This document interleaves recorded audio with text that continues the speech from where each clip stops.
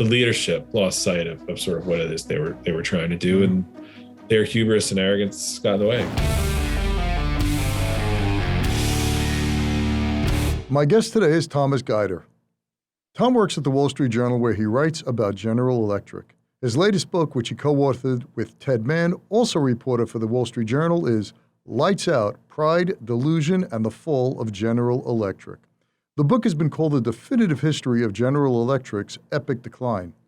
Bill Gates said the book answered questions he had on how a company as big and successful as GE can fail. I recently sat down with Tom and we talked about how GE, a company that was founded in 1892 and was one of the original members of the Dow Jones Industrial Average, lost their way and now is only a shadow of their former self. All right, Tom, thanks so much for being on the show. Greatly appreciate it. And I want to tell you, I can't tell you how much I enjoyed it, but it was really an enjoyable read. Your book, Lights Out: Pride, Delusion, and the Fall of General Electric. Outstanding job. Thank you. Thanks. I really appreciate that. I'm not the only one who told you that, right? There's a lot of people saying this book's good. Yeah, no, we've gotten some praise. You know, some of that praise comes with sadness. You know, people who often have a connection to the company, and it's, you know, kind of a dark read for them, I think. Yeah. No, it's a dark read. You know, if you work there, God Almighty, it's really a dark read. You see your whole life and your whole all your investments and everything just go up in smoke.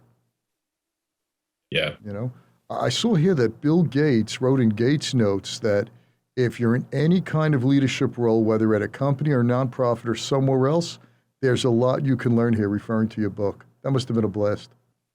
That was totally unexpected. Obviously, Bill Gates doesn't give us clues as to what he's reading. And over the summer, he came out and gave it a big recommendation. He wrote his own review of it, which is pretty flattering. And he really thought, you know, if I remember right, he said basically, like, you know, it was always a company that he looked at and admired and never quite understood what went wrong. And the book really unwrapped it for him, which is entirely the point. I mean, that is our goal is not to tell the entire arc of General Electric's history. It's to talk about the decline here. Okay, so here's what I want to do. First, I just want to let our listeners know that at the Journal, at the Wall Street Journal, you were a GE master. You followed this company. 95% or so of your time was spent analyzing GE. So when you wrote about it, it wasn't just a cub reporter coming and writing a short story. You had a real in-depth knowledge of not only the business, but the players and the culture and everything, and probably zillions of contacts, yeah? Yeah, I think that's right. I mean, we, of course, even before this, I'd covered telecommunications and pharmaceuticals and the steel industry. I sort of had enough experience covering large corporations, which was helpful.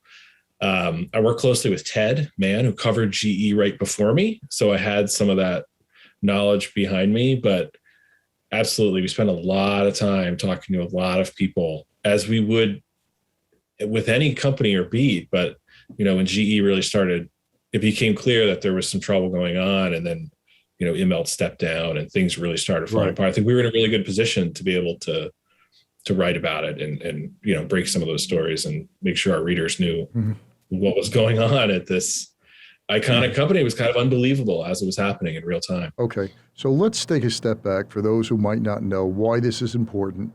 I shouldn't say important. Why this is like, earth moving. This is really a big deal. That GE started in 1892.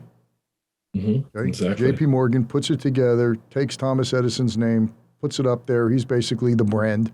And they create one of the most iconic companies in U.S. history and was one of the original 12 of the Dow Jones, right? I learned that from your book. So, and that was the last one to survive until most recently when it was kicked out just a few months ago or so. But think about it. There's not another company that lasted as long as GE and was important as GE and has the history of GE. Yeah, it's pretty incredible. It sort of goes back to the roots of modern industrial America. GE, you described it as this iconic, important company, but for a reason, right? I mean, they were building the electrical equipment. They were building the equipment that was making electricity, bringing it across the country for the first time. The electrification of this country could only be done by giant companies with a ton of capital, and JP Morgan knew that. It really did over the years become a fundamental part of American history, even in the war. I mean, post-war, them getting into aviation and jet engine. I mean, there's connections all over the place, right? Neil Armstrong's boots, the rubber was made by General Electric. I mean, it's like there's a GE angle everywhere. We sometimes joke, right? And it's true. They really are all over America. It launched Ronald Reagan's career. He's a washed-up B-grade actor, goes into GE, spreads the message of capitalism throughout. GE plants throughout the country, and that's his training to be a politician, and a great one at that. Yeah, no, that's absolutely right. And that as you said, GE plants all over the country. I mean, they were their footprint was enormous. They were in so many different industries and so many people working there, and at a time working for GE was a lottery ticket, right? It was a good job with a good pension at a good company, and there's a lot of pride. I think there still is, to be clear. I think when we talk about the fall of some of the problems they've had, a lot of that is at the top, and there still is a lot that GE does, and I think a lot of those folks are still really proud of what they do. Right. Okay. So let's fast forward, and I remember this because when I was just getting out of high school and getting into business and started my career on Wall Street, Jack Welch was the Bill Gates, Jeff Bezos combined back in the day. He was like one of the first CEOs that had celebrity status. And he went, I remember just by Jack said, everyone knew who you were talking about. Right. It's funny you say Bezos and you're talking about founders, and Jack really had that sense, right? I mean, he was a CEO who rose through the ranks, this giant corporation, and yet he came off like a founder. He had that kind of sort of power and vision. He was larger than life. There's books of praise and books of criticism written, as you know. But he definitely changed the company. He definitely, whether you approve of his methods, he was an effective manager. And when he came in, he cut a lot of people, and he really cut a lot of bureaucracy. He hated all of that. He hated, spending hours in meetings planning. He just thought, they needed to move faster. They need to have really clear mission. We need to be first or second in an industry or get out. Right. It's not worth that fight, and it was, and then there was the sort of cult of personality around him, which I think you're referring to. They owned CNBC, so he was constantly, he was on there often and obviously talked about a lot, which I think helped. But you're right; it was this sort of rare occurrence of celebrity CEO. Yeah, and I remember, I think it was 1981 or so, right? That's when he comes in. I remember it was right my first year after high school. So Jack Welch comes over. He comes up with amazing new things. And that was a time that most people don't really remember. For business, it was terrible. We just finished the terrible 4 years of the Carter presidency. The country was stuck in stagflation. We had inflation rate was, double digits. Unemployment was double digits. The prime rate was close to 20%. It was really very, very difficult for business. And here comes this guy, this small guy. He's not a tall guy, right? He's a pretty small guy from an Irish background, an Irish working class background. And he's tough. He's from Boston, and he's tough as nails. And he goes in there and not only slices and dices, but he creates the Six Sigma. Talk about that. The Six Sigma at GE. Yeah. Well, so that comes in the 90s when Jack, gets exposed to Six Sigma. Supposedly, once he learned about it, he was like in love with it, and it became religion to him. It actually originally came out of Motorola, but it wasn't.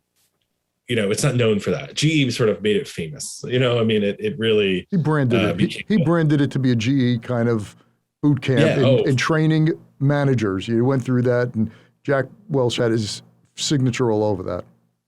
Yeah, absolutely. And Six Sigma is, all about quality control, and it has these elaborate systems. You become a black belt in it. And absolutely. I mean, it was about, a lot of that is about, ultimate profitability for Jack and operations. I mean, he was an operations guy. I mean, that when you're talking about him sort of being that Boston blue collar, I mean, he was this enormously compensated CEO who knew what the folks at the bottom of the chain were up to. And he would have, pointed questions for a random executive because he knew what they did and where they did it and what the issues were and, what needed to be solved. I mean, he was meticulous with that. And, he was famous for that. He gets sort of known for his, rank and yank, and there's plenty of room for criticism for Jack, not to mention how he left the company to Jeff, but certainly he was effective in many ways. Right. Okay. So Welch comes in, is just an amazing force in all facets, and GE is a lot of moving parts, right? They got a power business. They have an aviation business. They start to build a financial business. So they have a lot of moving parts. And the most amazing thing that I remember was that they never missed their earnings call. They their earning numbers. They always hit the numbers. They were as dependable as dependable to be. They had a dividend. I think at one time they were the most owned stock of investors, average investors, was GE. Is that right? I think something. I think, yeah, and I think even recently they're still up there as far as widely held stocks. They're like among the highest. Right. So, yeah, that's right. I mean, what a coincidence, right? I mean, they just managed to nail it every time. Every time. It was amazing. For those of you who are listening, when a company comes out with their earnings call, they usually sometimes give guidance as to what it'll be, and other times brokers or analysts try to guess it. Sometimes within a few pennies per share they do it. And sometimes they miss the earnings, sometimes they beat the earnings, sometimes they just hit them. But GE was known to hit those numbers every single quarter. So that's 4 times a year. You're taking a huge conglomerate and getting it down to the penny. It seemed like magic. Right? It wasn't magic. It wasn't magic. Right? It was pretty engineered. But we didn't know it. No one knew it at the time. Before he left, nobody knew how engineered it was.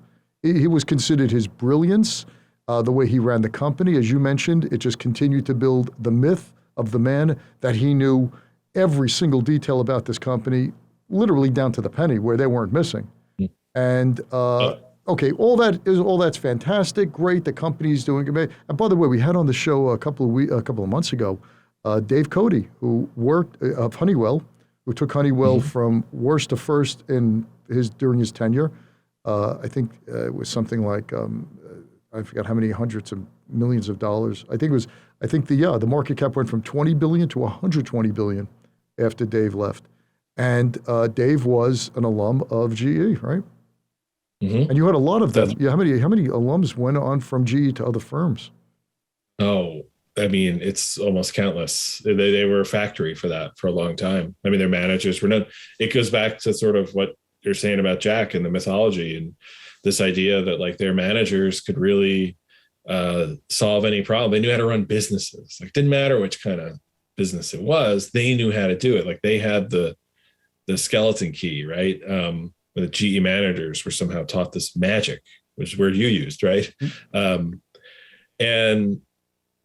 I think that's there's they have their own management training institute. They have their own system. I think there's certainly some truth to that. But for a long time, it was known as this sort of the management mystique of GE. It's interesting. Dave Cody coming in, he turned around Honeywell, to say the least. And by the way, when I happened to email him a few days ago after I read your book, asked him about GE, and he said, Charles, the last time I was there was 99 when Jack fired me. So he really didn't give me any insight. But yeah, he was fired from GE. Yeah, And then he went on.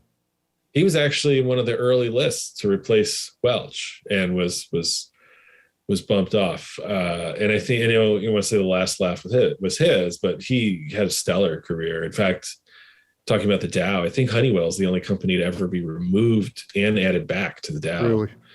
I believe that's right. But it's, Dave had this, yeah, an outstanding manager, outstanding person. He just, he did all the right stuff, and just amazing what he did.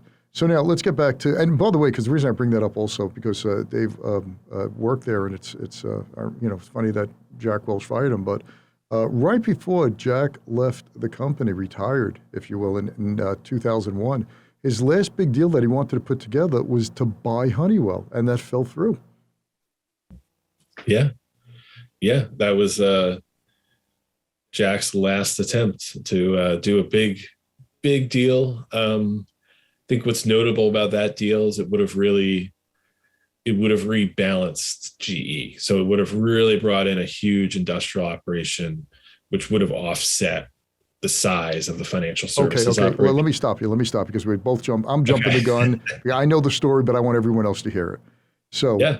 Because it's really, folks, I highly suggest you get this book for a couple of reasons. If you like business history, fantastic. If you want to see big companies and what it looks like behind the scenes, fantastic. But from a leadership perspective, especially for those who go to business school or invest in the stock market, a lot of what you learn in school or you see in the newspaper or read in the annual reports is not really what happens, if you will. There's a lot of pettiness that goes on. There's a lot of hubris. There's a lot of stubbornness. There's a lot of jealousy. All the human emotions you would have in a kindergarten happen on a corporate level, which is really amazing. You think like, oh, they're smart. No, they're not. It's human nature. It's human nature. Agree with that? Yeah, no, I think it's, I appreciate that. I appreciate you saying those things, but I think it's true. The hubris is the word that really sort of sticks with us. That's the killer. Yeah. Okay. So GE, before they have the financial component, what businesses do they have? So before financial services really blew up, they were really focused on power, almost like they are now, power, healthcare, aviation. They had some others. They had operations with space, and they had a bigger military operation. They've changed their setup over the years, but they mostly they got back into media under Welch, but mostly like big industrial machines, right? That like sort of power the world. Huge turbines, and huge. I think they're the largest leaser. Well, hold on, I'm jumping ahead. But turbines, these big, huge things that only 2 or 3 companies in the world make, right? That's totally right. It's just giant industrial machines. Can't explain it. Of course, there's toasters and fridges and ovens and stuff that they were still making back then. They sort of covered the whole, but very much industrial and manufacturing, and lots of plants with lots of workers. Okay, right, in America, a lot of them in America, which is thing. Yeah. Okay, so Jack Welch, back in the, I don't know what era it is, but you tell me that, starts to get into finance, starts to get into the money side. What year about? When is that about? In the 90s is really when he sort of sets his sights on that, or really falls in love with it. Again, the financial services operation of GE goes back to the history of it and to help people buy appliances and such, which is not unusual for companies to have a finance component. But I think when he saw how easy it was to make money with money in financial services, that he fell in love. That it was our stories were basically that he just was blown away that you could just do this, that they were, and I can explain it, they were using the borrowing power of the industrial side and its wonderful ratings and credit, because as you said, they're making this huge machines, they're dealing with customers who can afford them, they can borrow money. and then they're taking it and lending it to other folks at a higher rate. It's like you're printing money. And GE was able to grow that operation over the years to essentially become an unregulated bank. Right. Okay. Before we get into that, so Welch retires in 2001. He leaves behind a power business, a healthcare business like those big MRI machines and MRI machines and ultrascan and all those big kind of things, for hospitals and all, and as well as aviation. I think most jet engines and turbines and not turbines, jet engines are made by GE, right? A large percentage of them. Okay, and this financial component, GE Financial. He leaves it over after a whole big. I don't want to get into how he got it. He leaves it to his successor, and he handpicks him, right?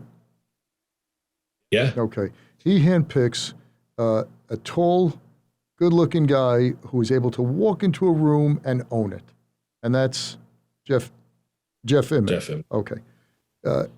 Jeff Immelt is a guy who rose through the GE ranks as a salesman.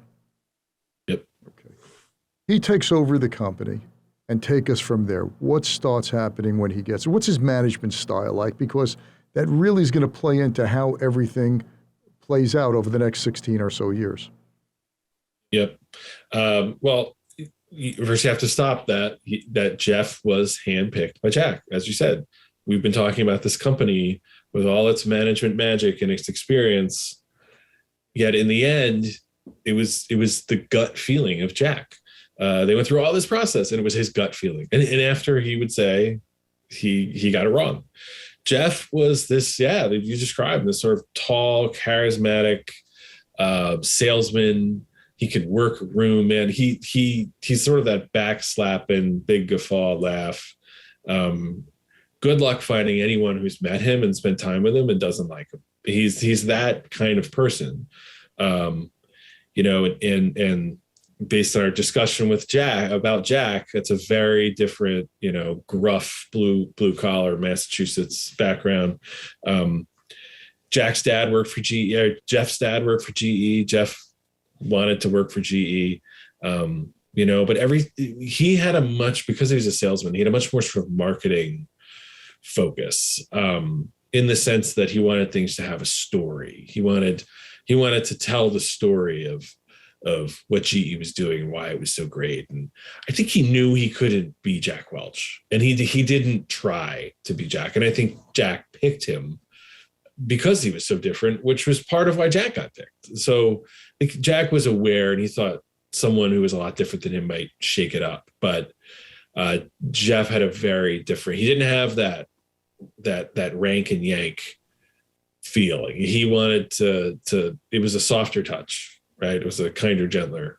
But he was also big on even back then, in diversity and promoting women and making sure that different types of people are getting the job. He was actually pretty effective at that, and got some real pushback. But different style. He comes in, and he also comes in at a time when the world is changing. September 11th, Enron, all of that, and in a few years, having his job is a different job. Okay, so he comes in, and pretty soon after, he has 9/11, which is a big deal because all the planes and everything that they make parts for and engines for, that market shut down. The country shut down. He really comes into a very difficult period in American business. But soon after, he finds his feet, and they start continuing going on. And then all of a sudden, not all of a sudden, I should say, but you're starting to see the wheels fall off.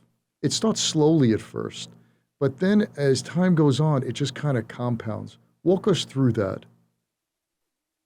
Sure. Jeff was trying to make the company in his own image.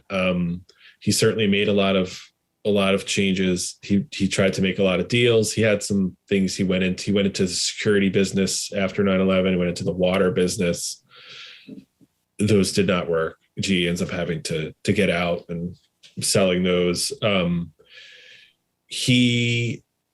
When he came in, Jeff recognized the role of GE Capital, the financial services business, and changed it and tried to make changes. And, I think he recognized there was an over-reliance. That said, the dependence on it got bigger under Jeff. Okay, then when you say the dependence upon it, I want you to spell it out for us, because what we're seeing here is a company with 4 or 5 major moving parts, right? The power business, the healthcare, aviation, and finance. Finance starts to morph into like it starts to dominate the universe. It just becomes bigger and bigger, and even the culture of GE. You have the GE Capital guys, and you have everyone else. Capital guys think that nobody knows anything about business, and the regular guys who didn't do the capital looked at these guys as Wall Street, buccaneers. Like they don't get it either. So you really had a bifurcation of the culture, which is really the way I was reading in the book and what I know of GE. That was a major deal, because GE used to have this culture that it was like it was one culture for everybody, and GE people were like family. Well, that's the story, right? I mean, that's the idea that you have in your head about GE. But you're right. In reality, it was 2 different companies. In financial services was more than half at times. And they thought they were better than Wall Street because they were beating Wall Street without being regulated, and they could really work in markets that Wall Street wasn't serving. And, they made a lot of money doing it. But it was important because it was this huge, it produced all of this cash, all of these earnings against this industrial business that was largely, cyclical and subject to a lot of other things. And, making those numbers every quarter, while, it seemed magical under Jack, it seemed more magical under Jeff, but Jack didn't have Sarbanes-Oxley. Okay, hang on. Yeah. That's the turning point. Perfect. So now life's going great on the surface for the average investor and for most of Wall Street. They looked at this company as a wealth-tuned machine, and for good reason, right? It was 1892, one of the original Dow, most widely held stock, never missed a dividend. Everything about it, you could see the products. They were changing America. GE in America was synonymous. So everything was great. Then you have this division, which is growing enormously, where now every quarter, the numbers are met, the earning numbers are met because of some type of financial, I don't know, say trickery, but some type of financial sleight of hand, right? Where they took some money from here to there, to there, to there. So they started making the earnings really well. Now, Sarbanes-Oxley, which in 2006, I think, right? 2006, Sarbanes-Oxley pulls the curtain from behind the Wizard of Oz, and everyone sees it's just an old man pulling levers. I want you to explain that to us now. Well,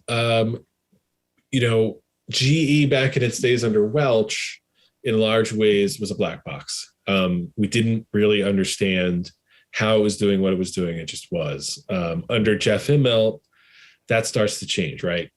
After Enron and Arthur Andersen and all these disasters, GE has to essentially clean itself up, has to be able to start disclosing everything else that all these other companies do. Up until then, it really did not disclose a lot. And by the way, let me interrupt you a second, because you wrote it so well in the book. They didn't have to, and nobody pressed them for it. So it was like, look, this is a company. It was not based on faith, but it was based on the fact that it's GE. Come on, they do magic, and it was kind of like suspension of reality. They were doing the numbers. The company was growing. That's not to ask too much. Right. But the reality of, some of the things that we include in there, like, having to sell half a parking lot on the last day of the quarter, knowing you're going to buy it back a week later in order to boost there were a lot of tricks that could be used because you have this big financial services operation, right? You could always do a deal. You could always do something in the last minute. And they got in trouble for it. They've got in trouble for it multiple times. Right. So one of the examples. if we give an example, I just want to set this straight for our listeners. They basically had a whole bunch of levers that they can pull at the end of a quarter to make this magical earnings number.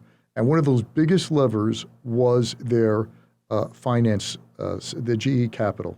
Because there, as you're going to tell us in a second, you get some amazing, I couldn't believe some of these deals. These people, this is total, not only illegal, they should be shot. It was trickery.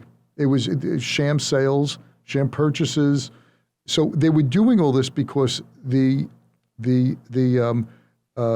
focus was to make the numbers any way they could. So Welch's magic wasn't such magic after all. No, well, no. And there were times where he even admitted that this is like what you have to do. Like, of course you have to, they would never say manipulate. They would say smooth. You have to smooth the earnings, right? Nobody wants a company that produces 75% of its earnings in the first quarter and 25, right? You want consistency. And that's what he would say. Like, people don't want to invest in a company so he felt like part of his job was to make that happen. Under how we currently view corporations should behave under regulations, that's absurd, right? Okay, so give us some examples of. Well, there's sort of, I don't know if it's famous, but there's one where they sold at the end of the quarter, they sold locomotives, and they sold them to J.P. Morgan, right? Which is not a railroad. It's a bank. It's an investment bank, right? Sold to J.P. Morgan, who held them for, I think, a few weeks until they were sold to somebody else. But they did it so it could make the quarter. And the SEC basically has to come in and say, this is not a real sale. We have to investigate, did the actual asset change hands? Did the risk of owning it change hands? And it didn't. In fact, the locomotives the entire time were running. They were still running in GE's grounds. They never moved, but they were, through some transactions, they were able to record a sale of those and boost their quarterly numbers.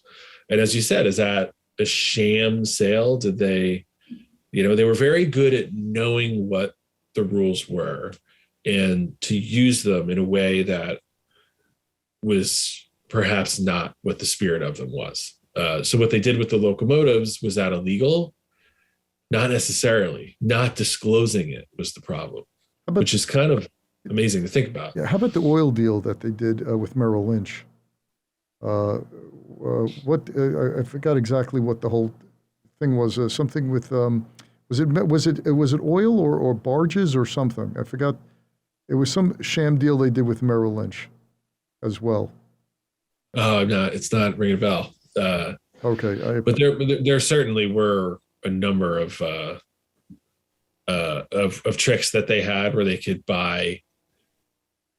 almost sell themselves assets, and when they acquired them, you could adjust the price that you acquired something so that when you sold it, you could record a large gain. And they were very good at that. Right. So they had a whole bunch of tricks and all these accounting tricks. Now, worst thing that possibly could happen to Jeff Immelt is Sarbanes-Oxley, which is passed in 2006, which gives a whole bunch by the United States, by Congress, by both houses, by the way, passes into law, and there's a whole bunch of corporate and accounting rules and regulations to basically expose a lot of this. In the face of Enron blowing up in 2001, they said enough of this. We know all the tricks. We're going to come out, and for example, the CEO has to certify the numbers. You can't say the CFO told me this is it. No, you got to sign it. A whole bunch of things. Why does this prove? Why does it not prove? But as what Warren Buffett says, when the tide goes out, you get to see who's swimming naked. Why does Sarbanes-Oxley expose GE and all their accounting trickery? Well, exactly what you just said. They have to start disclosing all this stuff, and when you can't operate inside the black box anymore, it gets a little harder. I think they lost a lot of their tricks. I think Jeff one of the big tools in Jack Welch's toolbox, Jeff didn't have. Which is, and it's funny because Jack got a lot of credit for having it. And it's, Jeff sort of had it taken away, regardless of your criticisms of Jeff. He just wasn't playing the same game. So Sarbanes-Oxley comes, and all of a sudden Wall Street starts to see some of these tricks and these sham sales, these accounting kind of not fudging numbers, but creating a whole bunch of transactions in order to book it in this quarter and not in the next quarter to make the numbers. Yeah. So Immelt's then this guy's faced with the 9/11 in 2001, Sarbanes-Oxley in 2006, and then really what kicks him right in the privates is the financial crisis of 2008. That really exposes to the whole financial world, my gosh, we never knew that their capital business was so huge. Walk us through that. Yeah, that's right. I think. By the way, when you keep saying that's right, it makes me feel so good that I read the book, I'm speaking to the author, and I got all these points right. So thank you. No, well, it's true. It's true. It really, I think, as we said earlier, Jeff Immelt wanted to get out of financial services to some degree, and he didn't get out. The financial crisis, the tide went out, and all of a sudden GE is lumped in together with names like, Lehman Brothers and, AIG, and people are like, what? And it's, I don't think that ever stopped, right? I mean, GE basically had a number of problems in the crisis. One of them was they had some difficulties funding themselves, but they got some government help without getting into details. But it certainly opened up that can to investors that, wow, GE is not only deep in financial services, but maybe in over their head. And this isn't just an industrial company, even though that was out there always. That's not the same as people sort of having it right on their front door. And as we said, this is a really widely held stock. So these troubles are relevant to a lot of people.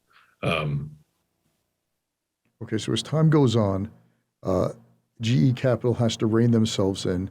The Fed sends people over there who actually work in the company, and I couldn't believe when I read that. They actually were sitting in on board meetings and interviewing board of directors. Because there's another thing, the governance was really horrendous. You have the board of directors, which is supposed to be the boss of the CEO. The board of directors looks out for shareholders' interest. And now you had the CEO as chairman of the board of directors. So it made no sense in the world. He's policing himself. It becomes a joke where I remember someone said, I don't know if it was a G, but another thing with board of directors in America in general is that they asked me to come on the board, and that was the last thing I was asked to do. They just sit there. They make their $200,000-$300,000 a year for their 4 or 5 meetings a year. They get a whole bunch of perks, and they just rubber stamp what the CEO does. And that's not what corporate governance is.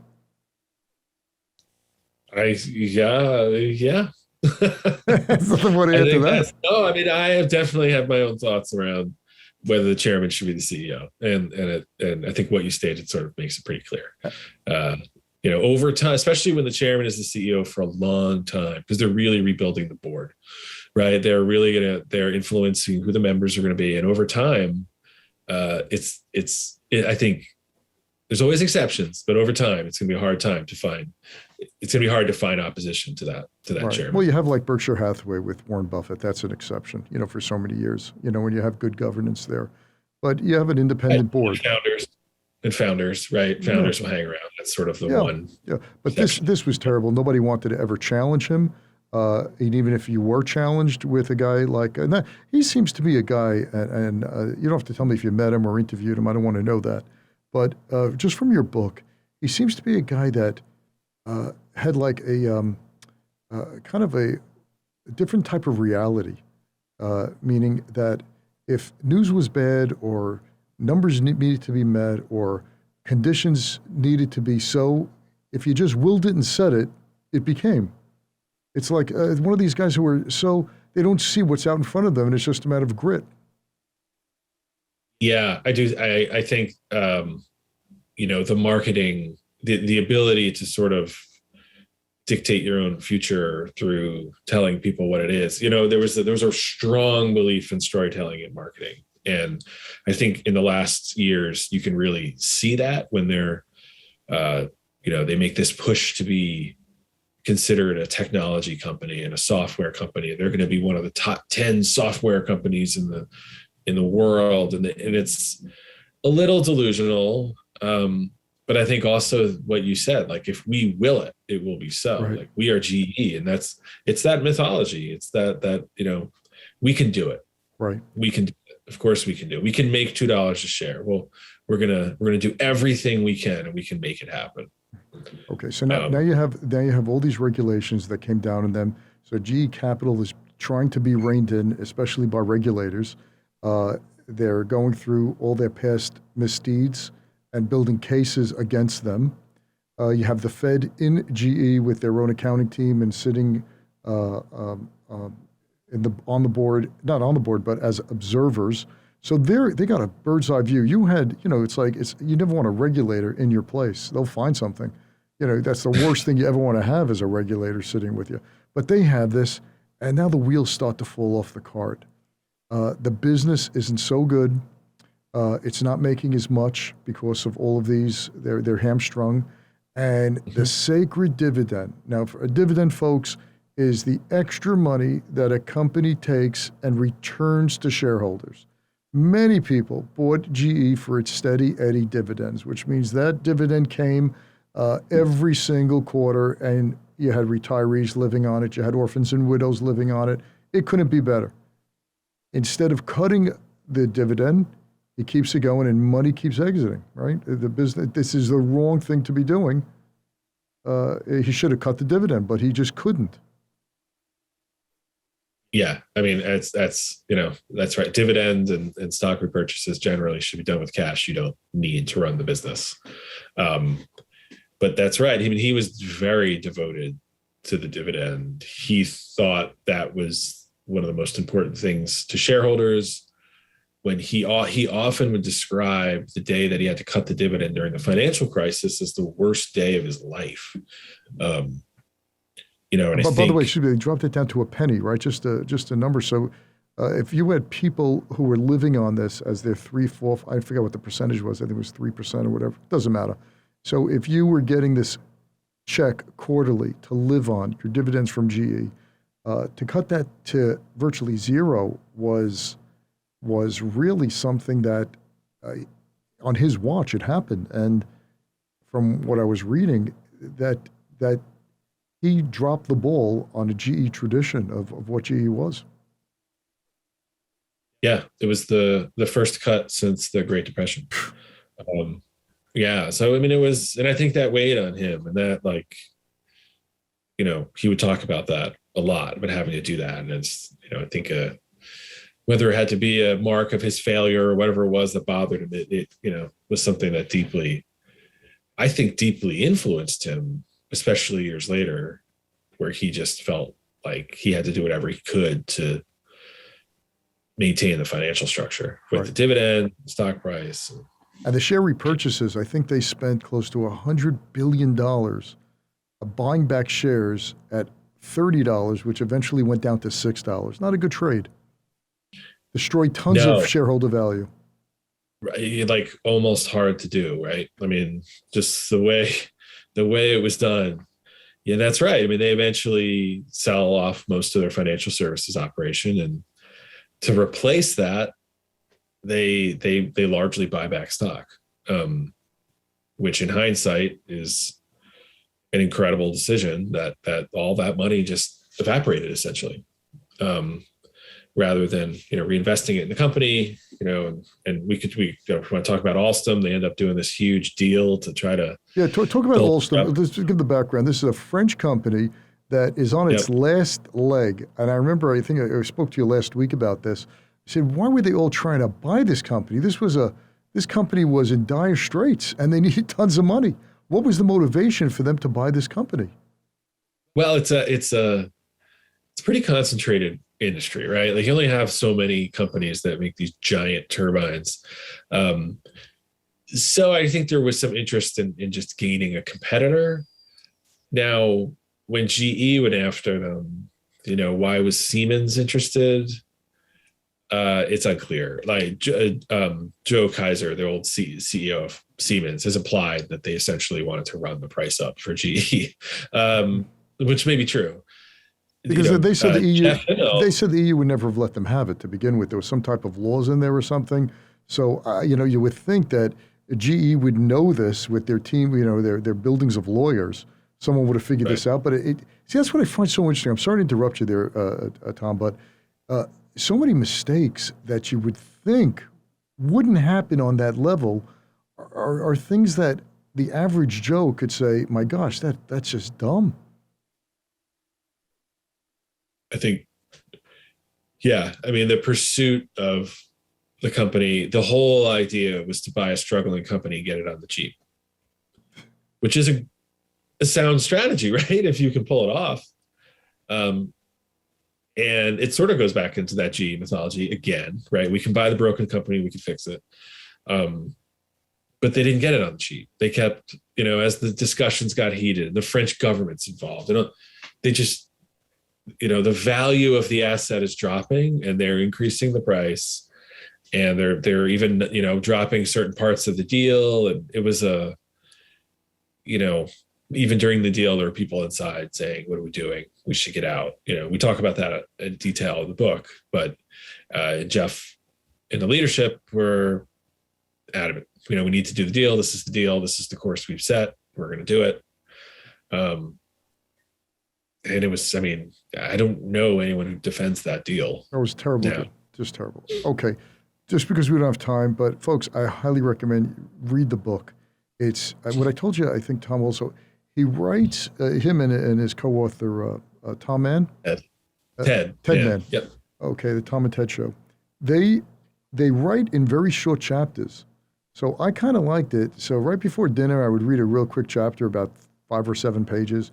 And you got another story coming up. So I kind of like that. Instead of those books where they have one chapter, which is 70% of the book, you just don't know where to stop. I feel like I'm swimming and I can't get a gulp of air.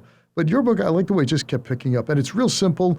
You don't need to be a financial genius to figure this out. You just read and you say, oh my gosh, I can't believe the disaster which is coming. Because you could see them coming ahead of, it's just, it's watching an accident happen in these situations.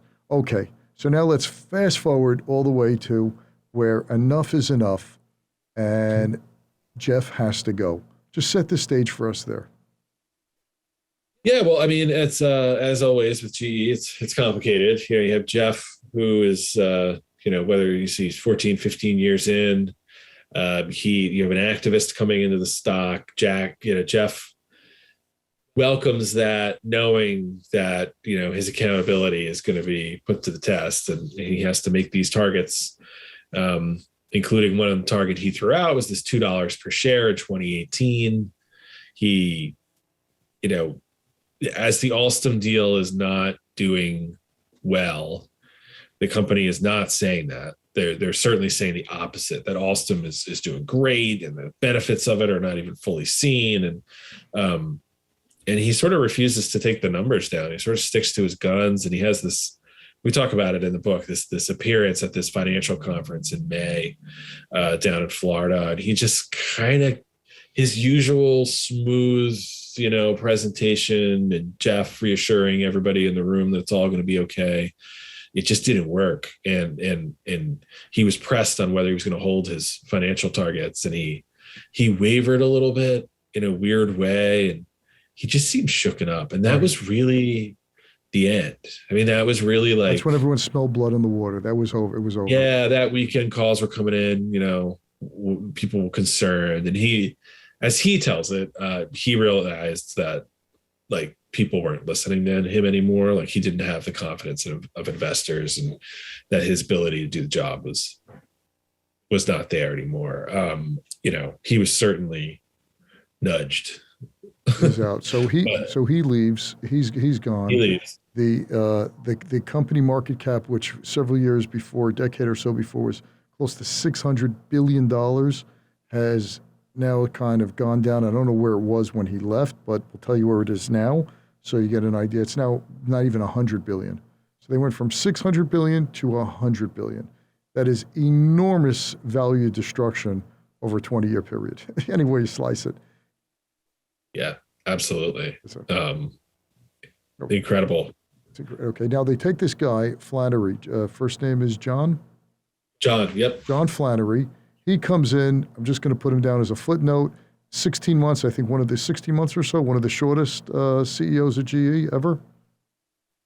That's right. I think it might have been 14 months. 14 months, okay.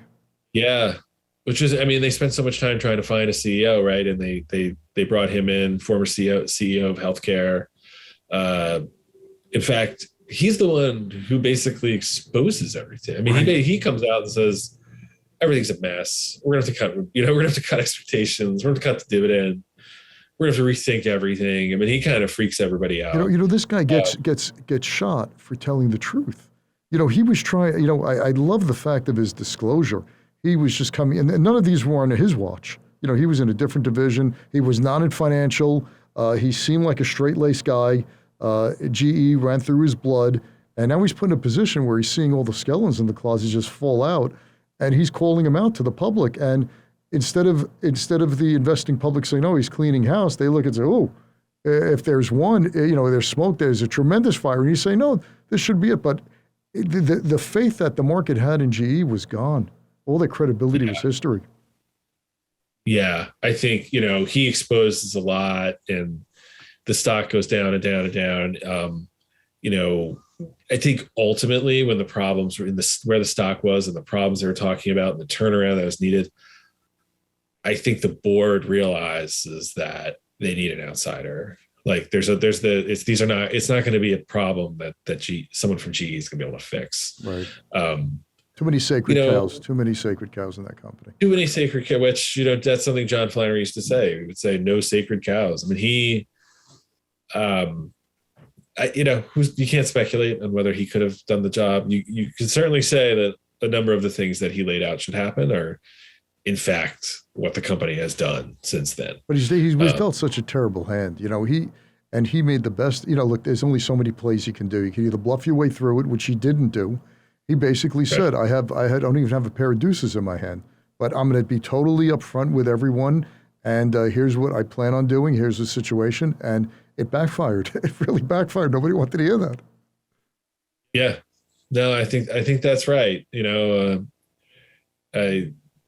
was open. This is going to take years. This is going to, I think up until then, GE, the being CEO of GE was, you were in the job for, a decade or more, of two maybe. Right. And you have time. Job security wasn't really an issue. I don't know that John thought that he had to worry about that. Right. Right. And he could let his plan play out. We'll rip the Band-Aid off where we need to, and we'll work this out over time. But he didn't have time. Yeah, I think that's, he thought he had time and he didn't. And from the board's view, they didn't have time. They had to do something. He was remaking the board. There was a lot of stuff he was doing, and then, they bring in an outsider, Larry Culp, and he continues with a lot of the same stuff. He's got his own style there, and he adjusts and is, but largely, even what GE is doing today is similar to the outlines that John Flannery laid out. Right. And that's not to say that John's smart or dumb or but just some of GE's problems were around its fundamentals, right? That it just was not focused. It wasn't efficient in X, Y, Z. I mean, he just saw that we need to unwind these sort of basic, basic MBA type concepts, right? Like, wait a minute, this is broken. And they lost sight of some of their core values, I think. So now, just to get you up to date, the stock is, forget about the stock. The market cap is less than $100 billion. No longer part of the Dow Jones Industrial Average, which was pretty hallowed ground because they were the last of the original 12 Dow Jones stocks when Charles Dow put this together. I think it was 1896 or something. GE was still one of them, which is just absolutely amazing to survive. But surviving big businesses, corporations for long periods of time is virtually unheard of. You just can't do it. Market competition, a whole bunch of other things. So I'm going to let you have the last word here, Tom, because I could speak to you for hours about this because I just find it so amazing, and it gives me hope. I look at it and I say, wow, these guys with all of their teams and everything make mistakes, so can I. And and you look at them, you just you have to stay away from the mistakes that involve emotion, and stay away from the mistakes that you believe, as Ace Greenberg or Bear Stearns says, your own flatulence is perfume. And that's what you start thinking after a while when you have your own security team and you have 2 planes, which Jeff Immelt had, 1 plane and a backup plane just in case his own private plane had any problems, staff, cars, Coca-Cola in every boardroom, a lobster and steak on every plane to make sure if the boss wants it. It's head of state. It's your head of state. And you start to believe you do walk on water. Yeah. Yeah. I think, regardless of what you think of who's to blame and what went wrong, there's something to be said about governance, right? About having the CEO and the chairman being the same person. Crazy. About who's deciding who's going to be on the board, when the board is turning over, who's sort of watching the board. Really just the confluence of errors and problems. Last thing for you, Tom. If you, in one sense, what lesson do you think comes away from your book? What's that one lesson? If you said, Charles, the lesson I learned from putting this book together and analyzing GE, what is it?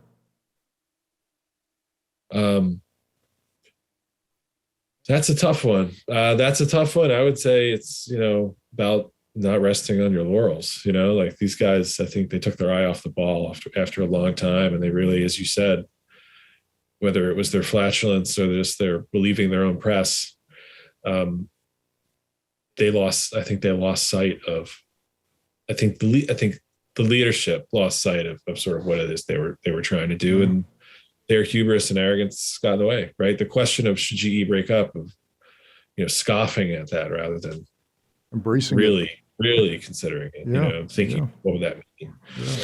Yeah. All right, folks, the name of the book is Lights Out, Pride, Delusion, and the Fall of General Electric by Tom Gryta and Ted Mann. Outstanding. Get the book. It's a business lesson in and of itself. I think, like I told you on the call when we first spoke, I think they should hand these out to MBAs and say everything you learned the last couple of years, put it aside, read the book. Don't do this. Just stay away from this. Sounds good to me. All right, Tom, best of luck to you, man. And your next book, when it comes out, I don't think you have an idea yet, but when you do, you got to come back because I really enjoyed it. All right. I appreciate that a lot. All right, man. Thanks so much, Tom. All right. Take care.